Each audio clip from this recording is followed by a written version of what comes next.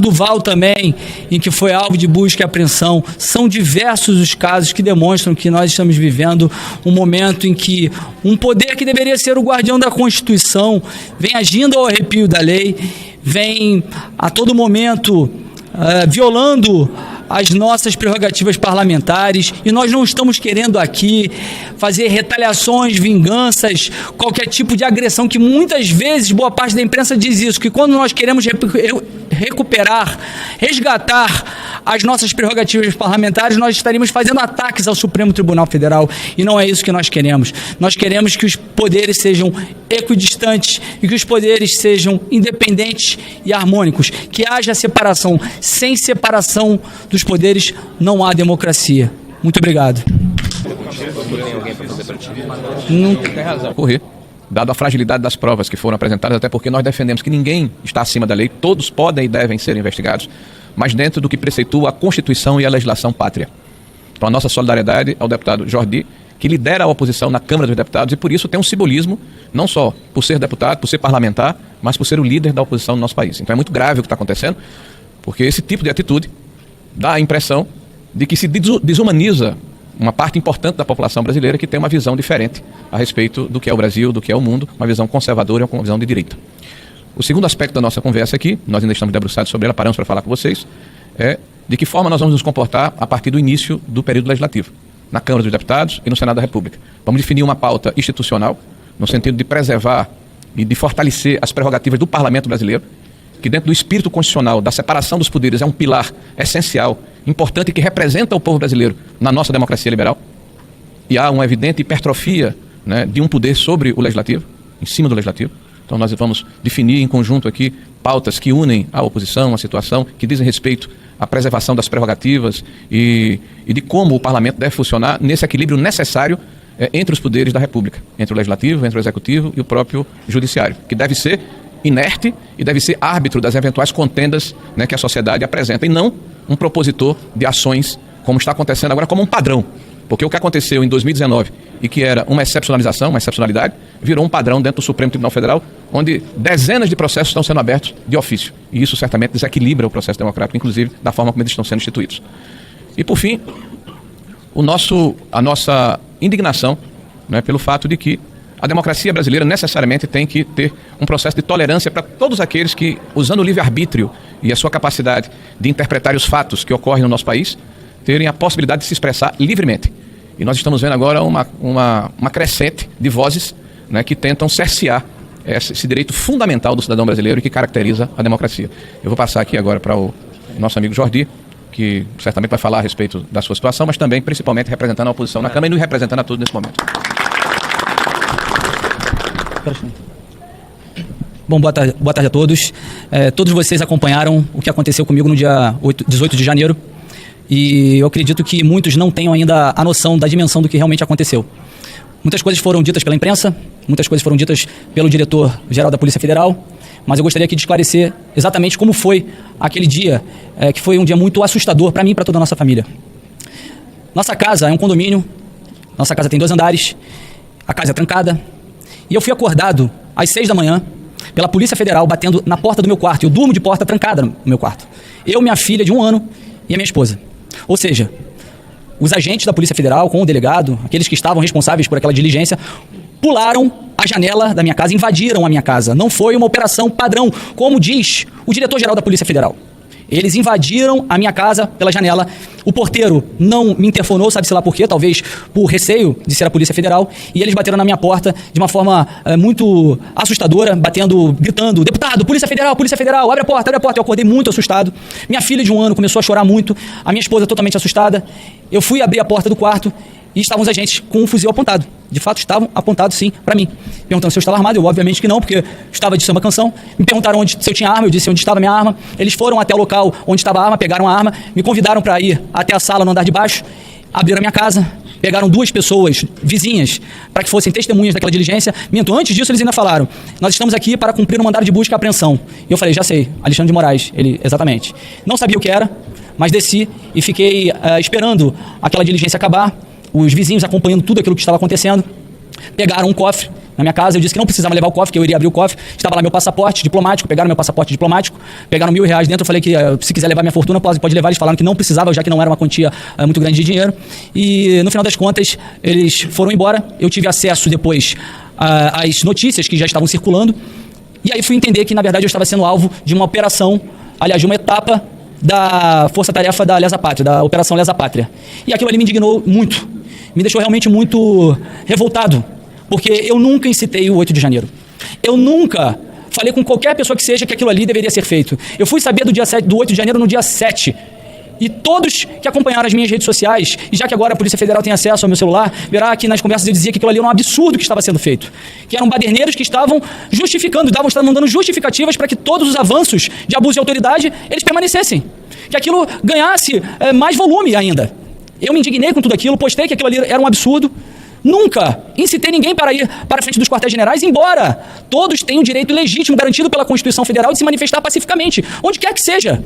Creio que nem era o local apropriado, caso fossem contrários ao governo, porque realmente muitas pessoas estavam se manifestando contrariamente ao governo eleito, e isso é legítimo da nossa Constituição, mas em momento algum eu incitei nada, não há nenhuma conversa minha, nenhum tipo de mensagem em que eu estou fazendo declarações de apoio a qualquer tipo de coisa como essa que está acontecendo. E aí eu vi um papel muito ridículo que alguns veículos de imprensa fizeram, que assim, eu fico até me questionando quantas vezes eu fui enganado pela imprensa, porque eu vi alguns veículos colocando como se fosse realmente um fato verdadeiro, comprovado, de que eu tinha relações com tudo isso que está acontecendo, que tinham mensagens que demonstram que eu sou mentor e articulador de atos antidemocráticos, do 8 de janeiro, de bloqueios de rodovias. E eu me perguntava, que mensagens são essas?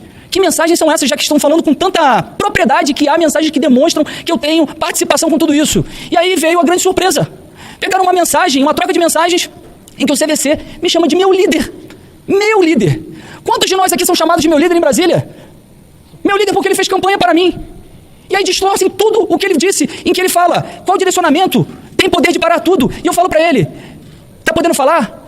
Me liga, ou posso te ligar, alguma coisa nesse sentido. E eu tenho plena convicção, não me recordo de qual foi o diálogo que nós fizemos, que já faz tanto tempo, mas eu tenho plena convicção de que eu falei, cara, isso não vai dar em nada. Isso não vai dar em nada. Acabou. Eu nunca incitei nada. Pegaram uma coisa totalmente distorcida para fazer uma perseguição com o líder da oposição na Câmara dos Deputados. Fizeram uma violência institucional contra a Câmara, contra a oposição, e uma violência contra mim e contra a minha família. Com nada, com absolutamente nada. É tão frágil aquilo ali, é tão frágil, que a imprensa deveria ter vergonha na cara e dizer que aquilo ali é ridículo para que embasasse uma busca e apreensão. Um diálogo totalmente distorcido, sem nada que pudesse realmente dizer que eu tinha alguma relação, e uma foto que mostrava que o CVC estaria no 8 de janeiro, que foi uma foto adulterada por ele próprio, de uma infantilidade, uma imaturidade, uma burrice da parte dele, que nós descobrimos agora há pouco, que foi ele, de fato, que fez isso, mas a burrice ainda não é punida no nosso ordenamento jurídico, a imaturidade não é punida. Ele fez aquilo, quando ele viu que deu errado, porque talvez ele estivesse ali feliz com as pessoas invadindo aqui Brasília, não estou falando invadindo os prédios não, mas quando viu que deu errado, ele foi e apagou. Inclusive a própria defesa demonstrou isso. Quando demonstrou que aquilo era uma foto adulterada, que era uma foto da posse do Bolsonaro em 2019, e inclusive o GPS dele, demonstrando que ele ficou em Campos, a defesa conseguiu a sua soltura com a revogação da prisão. E sabe-se lá por quê? A juíza que assumiu depois esse caso lá em Campos, remeteu para o STF porque viu um deputado. Gente, é inacreditável o que nós estamos vivendo. Eu não tenho medo de justiça. Eu tenho medo de justiçamento. E não é medo por mim, é medo por todo mundo aqui. É medo pelo que está acontecendo no Brasil. Não dá mais para viver nesse caos, nesse tensionamento institucional que está sendo provocado. Esses inquéritos têm que acabar. Inquéritos inconstitucionais. O nosso sistema acusatório determina que quem tem inquéritos para fazer investigações é a Polícia Judiciária, o Ministério Público, que é a parte que acusa também. Cabe ao Judiciário o princípio da inércia, que é simplesmente julgar. E nós estamos vendo eles fazendo todo tipo de inquérito de ofício, com base num regimento interno que nem foi recepcionado na nossa Constituição de 85. Em 85 esse regimento. Não o regimento é de 85. E a Constituição de 88 não recepcionou. Em que eles dizem que eles podem instaurar inquéritos caso haja ameaças, crimes contra ministros dentro do prédio do Supremo Tribunal Federal. E esses inquéritos estão se tornando ad eterno. E pega todo mundo. Olha o que nós estamos percebendo, é que tudo isso que foi acontecendo agora é uma pesca probatória, para que possa pegar alguma coisa no meu celular, já que não encontraram nada. Não encontraram nada, um diálogo totalmente frágil para justificar uma busca e apreensão na casa de um deputado, e não um deputado qualquer, o líder da oposição. Somente em ditaduras os líderes da oposição são perseguidos. Uma pesca probatória para encontrar qualquer coisa, para incriminar qualquer um de nós, para incriminar, sei lá, o Bolsonaro. E mais do que isso, para justificar que pessoas que não têm foro de prerrogativa de função, já que o princípio do juízo natural está sendo totalmente violado, pessoas comuns que deveriam ser julgadas pela justiça comum, estão sendo julgados pelos ministros do STF, que deveriam julgar só as pessoas que têm foro privilegiado. Mas como agora um deputado investigado, há a conexão para investigar todos esses aí e condenar todos esses que deveriam ter sido julgados pela justiça comum. E eu não estou aqui passando a mão na cabeça de ninguém que cometeu aquela baderna no dia 8 de janeiro. Aquilo foi lamentável. Mas eles deveriam ter sido julgados sim, por baderna. Não golpe de Estado, porque ninguém queria cometer golpe. Mas eles já foram, já estão sendo julgados. Agora, a quem interessa manter esse 8 de janeiro vivo, essa narrativa o tempo inteiro? Querendo dizer que a política de apaziguamento ela é ignóbil e querendo mostrar que vai ter vingança, que vai ter retaliação contra toda a oposição. O nosso dever de oposição é sim lutar aqui pelo que nós acreditamos contra esse governo eleito. E nós faremos isso. Mas perseguições do judiciário nós não podemos mais aguentar.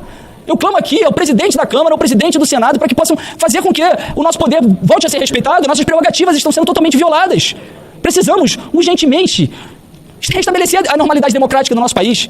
Esse tensionamento, essa guerra que está sendo instituída por algumas pessoas no Supremo Tribunal Federal, só está causando cada vez mais dor. Parece que querem dizimar a oposição, que querem desumanizar a oposição. Eu não sou bandido. Eu nunca incitei 8 de janeiro, eu nunca provoquei baderna, eu nunca, muito menos financiei, não tem nenhuma prova contra mim com essas coisas que estão aí querendo divulgar. A minha família foi atacada, a minha privacidade foi violada. E aí esses que estão defendendo tudo isso que está acontecendo, eu quero ver se eles gostariam de ver a sua intimidade, a sua privacidade ser violada da forma que foi a minha. E com nada, absolutamente nada. Eu repito aqui, não tem nada da justiça, tem da injustiça, do justiçamento.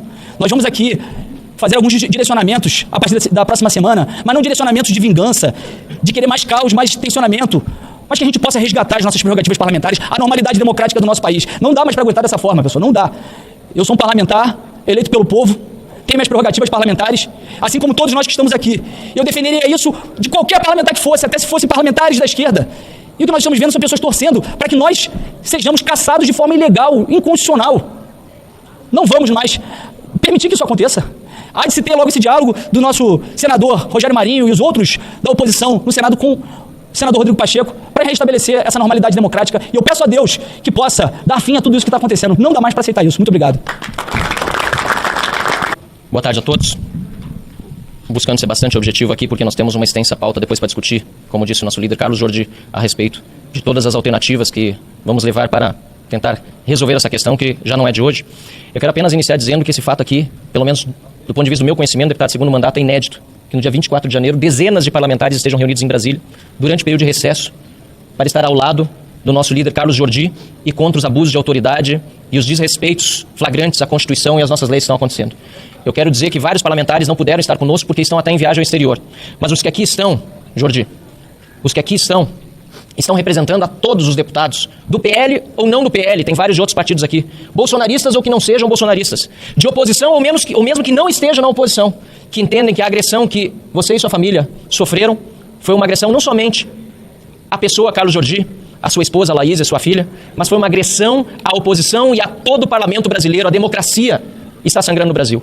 E é por esse mesmo motivo que o primeiro anúncio que nós precisamos fazer neste momento difícil que nós estamos atravessando é que a oposição toda concorda que ainda que tivesse um processo de transição acontecendo para uma nova liderança do deputado Felipe Barros, com quem também conversamos, e ele mesmo disse que estava de absoluto acordo com essa decisão, a apoiava e a endossava, que o deputado Carlos Jordi permaneça como líder da oposição, porque conta com toda a nossa confiança. Ao lado do senador Rogério Marinho, nosso líder da oposição no Senado, o deputado Carlos Jordi tem nos representado bravamente. Tem encarado esse desafio como democrata que é. E temos completa confiança de que tudo o que está sendo feito de acusação contra ele não se sustenta. Ele não precisaria nem se defender porque as próprias notícias veiculadas pela imprensa, apesar das narrativas, claramente demonstram que o deputado Carlos Jordi não cometeu crime algum. E ainda que tivesse algo de evidência contra si, lamentavelmente, houve uma violação das suas prerrogativas, como jamais aconteceu contra outros políticos nesta casa acusados de graves crimes, inclusive comuns e de corrupção, e que não tiveram devassas nas suas casas ou nos seus gabinetes por interferência da presidência da casa, que fez valer as prerrogativas desses parlamentares. Concordemos com elas ou não, estão na Constituição. Infelizmente, essa mesma defesa até este momento não coube por parte da casa ao deputado Carlos Jordi. Mas eu quero aqui também, e assim concluindo, saudar a presença do segundo vice-presidente dessa casa, deputado Sóstenes Cavalcante, também membro do PL e da oposição, mas acima de tudo representante, eleito por nós deputados para estar na mesa diretora e que também já publicamente demonstrou o seu total repúdio ao abuso de autoridade, às ações do STF, da Polícia Federal e do Ministério Público neste caso específico, e que vai poder aqui também, diante da imprensa e diante de todos os presentes que nos acompanham pelas redes sociais, falar sobre os próximos passos que ele, como vice-presidente da casa, e nós, como parlamentares, poderemos dar daqui para frente para que jamais uma violação de prerrogativa dessa forma seja cometida outra vez no parlamento. Muito obrigado pela atenção de todos. Boa tarde a todos. Inicialmente, me solidarizar também com o líder da oposição, o deputado Carlos Jordi, pelo ocorrido já de conhecimento de todos. Dizer que na democracia um dos princípios básicos constitucionais é a harmonia entre os poderes. É salutar e democrático que em toda democracia exista a oposição. Sem oposição, não existe democracia. Lamentavelmente, já de alguns anos, alguns episódios que a posterior colocaremos toda esta cronologia claramente a vocês, nós estamos vendo um poder sobrepor sobre o outro. O que aconteceu com Jordi não é caso isolado, já é repetido, e para mim isso tem início muito antes de 2019, acho que começa em 2015. Para não dizer que este é um fato isolado com a oposição atual, recentemente nós tivemos uma decisão, e desta não do STF, mas também do Poder Judiciário, contra um parlamentar governista, que foi bloqueada a conta de R$1 milhão do deputado do meu estado, Glauber Braga. Para que não digam que este é um assunto somente da oposição. Há exageros contra a oposição, contra a governista, e o que está acontecendo aqui é um desequilíbrio dos poderes. A ordem democrática requer de ambas casas, e na minha função de segundo vice-presidente, com todo o respeito institucional que temos e manteremos ao nosso presidente Arthur Lira e ao presidente Rodrigo Pacheco, junto com os líderes da oposição e todos os demais líderes que nós vamos conversar a partir da retomada do ano legislativo no dia 5 de fevereiro, nós buscaremos todos os mecanismos para que o Congresso Nacional, Câmara e Senado, não sejam mais desrespeitados por nenhum outro poder e que os poderes voltem a viver de forma harmônica, respeitando-se e cada um dentro da sua atribuição. É lamentável o episódio acontecido, mas que, volto a reiterar, não é caso isolado e não é somente com a oposição. Eu lamento que muitas vezes alguns querem abordar este assunto tentando diminuí-lo a atos contra bolsonaristas. Quero repetir que aqui, além de bolsonaristas, existem parlamentares hoje aqui de oposição que não são bolsonaristas. Há uma oposição maior do que os bolsonaristas. E esta oposição, ela é importante, porque não preciso dizer a ninguém que a oposição, o dever dela é fiscalizar o executivo. E o nosso papel, nós não abriremos mão em momento nenhum. Falo como segundo vice-presidente, mas todos sabem que a minha vaga na mesa é a vaga do meu partido, Partido Liberal, que é de oposição ao atual governo. Portanto, o meu papel, junto com todos os demais parlamentares, será a busca deste entendimento e do diálogo com o presidente Arthur Lira, com o presidente Rodrigo Pacheco, com os líderes, não somente os líderes da oposição em minoria, mas nós buscaremos demais líderes para que nós possamos restabelecer o respeito à Câmara dos Deputados, em especial seus ambientes e suas dependências, que lamentavelmente já parece que está querendo virar rotina o que tem acontecido no nosso ambiente de trabalho, bem como no Senado Federal já aconteceu circunstância semelhante. Esta é a nossa missão. Tenho convicção de que este episódio encerrará e colocaremos aqui um limite a tudo isso, em especial com a ajuda do presidente Arthur Lira e do presidente Rodrigo Pacheco, que eu tenho convicção não faltarão com o Congresso Nacional. Muito obrigado. Pessoal, antes de dar o encerramento aqui da nossa coletiva, eu gostaria de destacar aqui, mais uma vez, que essa coletiva que nós estamos fazendo, todo esse movimento que nós estamos fazendo, não é por conta da figura do deputado Carlos Jordi. É por conta de um abuso que foi cometido contra a oposição, contra o parlamento, e que não foi o primeiro. Nós já vemos desde lá de trás alguns abusos, algumas invasões de competências, inclusive, que tornaram esse momento insustentável. Eu posso citar aqui, por exemplo, a prisão do deputado Daniel Silveira, que por mais que muitos não concordem, e eu sou um deles, com as coisas que ele disse e a forma que ele disse, ele estava amparado pelo artigo 53 da Constituição e o parágrafo 2º do mesmo artigo, que fala que deputados e senadores, o parágrafo 2º cita isso, após diplomados não podem ser presos salvo em flagrante de crime inafiançável. Ele não cometeu um crime inafiançável. Fizeram uma ginástica para imputar esse crime inafiançável a ele e hoje ele está preso. Nós temos também o caso da deputada Carla Zambelli, também, que foi alvo de busca e apreensão no seu gabinete, em sua casa, também de forma totalmente ilegal e inconstitucional. Nós vimos também o deputado Deltan Dallagnol, em que fizeram mais uma ginástica para fazer a cassação de seu mandato. O senador Marcos Duval também, em que foi alvo de busca e apreensão. São diversos os casos que demonstram que nós estamos vivendo um momento em que um poder que deveria ser o guardião da Constituição vem agindo ao arrepio da lei, vem a todo momento violando as nossas prerrogativas parlamentares, e nós não estamos querendo aqui fazer retaliações, vinganças, qualquer tipo de agressão, que muitas vezes boa parte da imprensa diz isso, que quando nós queremos recuperar, resgatar as nossas prerrogativas parlamentares, nós estaremos fazendo ataques ao Supremo Tribunal Federal, e não é isso que nós queremos. Nós queremos que os poderes sejam equidistantes e que os poderes sejam independentes e harmônicos, que haja separação. Sem separação dos poderes não há democracia. Muito obrigado.